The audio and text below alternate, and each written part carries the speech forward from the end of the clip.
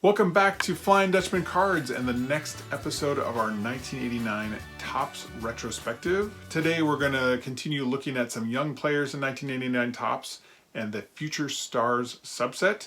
So my brother Doug joins me and we break it all down for you, starting right now. Future. We've now Future transported Stars. to the future of 1989. Choo-choo-choo-choo-choo. I really like these cards because it is very I like these cards because it's very era appropriate. It reminds me of Transformers and just that 80s aesthetic. So it's kind of like they had this very nice, clean baseball Americana design, and then they just are like star, like right at the top. Transformer. Yeah. So I think it's, if we're going from a pure design aesthetic, it could come across as kind of clashing, but just because like nostalgia, I really like these. Yeah. Oh yeah, yeah. Well, and it's that thing. It's that part where, I mean, I feel like with with these ones, I mean, just with any of them that are a little bit different. When you saw one in a pack, it was like, whoa, this one must be super special, and especially this one because there's only 5. Like, Yeah. if you got one, you're like, this is awesome. Like Steve Searcy, like he must be amazing, and it's like, he didn't really do much. You know what I mean? So, or they just took a picture of him hanging out with his starter jacket on. So it's like, but yeah, I mean, so Steve Searcy out of the bunch, probably the biggest bust. But we'll go through these other ones. Gregg Jefferies, I mean, this was like, just like Hype. Yeah, I mean, it was just like he was going to be the second coming of so many other players, and just He's on the box. He's on the box, yeah. As like this is like his rookie card, it's like future star, and so, and I feel like part of it too. He like he played for the Mets. He's photogenic in like, and it just looks like a an awesome, like he's gonna the world is his oyster. So he's ready to field a ground ball, even though he's like 5 feet from the right in the empty stands of his spring training facility. Yeah. So. I like how as this is a subset, they kept a majority of the design elements. They took out the rounded corner at the top and kind of added this on. Like, probably for some other things, they could have done something similar and just changed the font at the top or something, or had like another ribbon at the top or something like that. Right. Kind of keep it consistent throughout it. But yeah, I like it. Yeah, yeah. This one's a nice one. I like this one.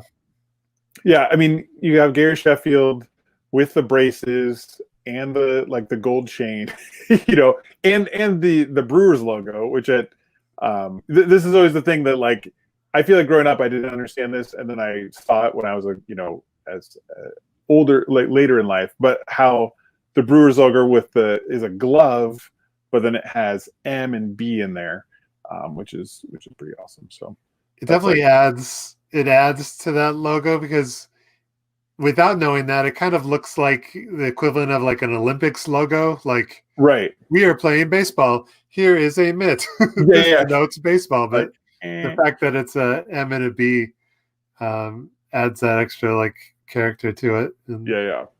while I'm a Cubs fan and not a big fan of the Brewers, I definitely enjoy this aesthetic. Yes, they have. Not their aesthetic that they have currently quite as much. Well, but it's going back to this. That's what they are. They using this? Oh yeah. They're using the same hat logo. Right. Yeah.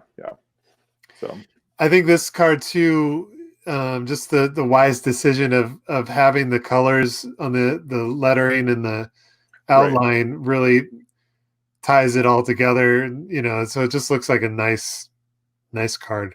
Yeah. Like this one's just kind of like everything's kind of working on there. Yeah, I mean, I remember when this came out, like this for, in Beckett, I feel like this was, $10 or $20. You know what I mean? Like these are the cards that were definitely sought after. Sandy Alomar as well, awesome catcher for the Padres. And yeah, I mean, each of these guys. I mean, I feel like the last three, these Jefferies, Sheffield, and Alomar were the kind of the three that were the biggest. But yeah, well, it's interesting too because it's like at this time the Padres had Benito Santiago too, so they came up with Sandy Alomar and Benito Santiago, and so then they traded Alomar because like, well, we already have an awesome catcher, you know what I mean? Yeah. And they had Roberto Alomar. So it's like the Padres were loaded, and then they trade Alomar and Alomar and Joe Carter to the Blue Jays. The Blue Jays go on and win 2 World Series, in the early 90s. Padres win, zippity doo dah. So I'm sure Padre fans are licking their wounds at that. But and then the last one here, probably Steve Searcy and Mike Harkey probably win for most indistinguished career / weirdest photos, when it's kind of like they're just to me it's always the interesting part. It's like I kind of understand not smiling in the photo, but it's just like looking off in the distance. Like, is this a card that you would be super excited to show your mom? I don't know. Yeah. Like, hey mom, here's my grimace. Right. Now I'm not going to, I don't want to come on here and bash someone's looks because, I'm not, my looks aren't that great anyway. Right. So, but just looking at this card, and if you squint, you could kind of like, if you take his mustache and flip it over, it also acts as his eyebrows. So right. it's kind of all in one. Yeah. Especially that way. This card looks like from the background that it was taken at Wrigley, because you have the houses in the background. Oh yeah, that's true. And I think that's the one that's like the Budweiser one now. Oh, nice. Yeah. I may be mistaken, but that would be my educated guess. We will bet $1 million on it that it is. So if anyone can prove us wrong, then you get it. And I think the only other thing, just talking about kind of how they went about taking these photos and stuff, if you go back to the first one, you pointed out that the Bowman card, which is also owned by Topps, is the exact same photo, but just like a slightly different angle. So it's either the same photographer just like took one here and then got it, or there's 2 photographers at the same time. And they're like, oh, we'll just use your same card twice. I mean, like, that's the thing too. It's like, as a baseball player, you have to know that you're getting your photo. I mean, not all the time. Obviously, you don't know your photo's getting taken, but like in this sense, your photo's getting taken. And then when they're like, yeah, we just use basically the same one for 2 different ones, and I would be like, really? Like, you couldn't get any of me pitching or doing anything, It's like 1989, Steve Searcy. He is a future star. He's too busy living in the future. Right. To bother. He just got off a shift at Little Caesars, put on his starter jacket, and he's ready to be a future star. Right. It's like, is he a future star or a future manager or a future, It's like, come on. So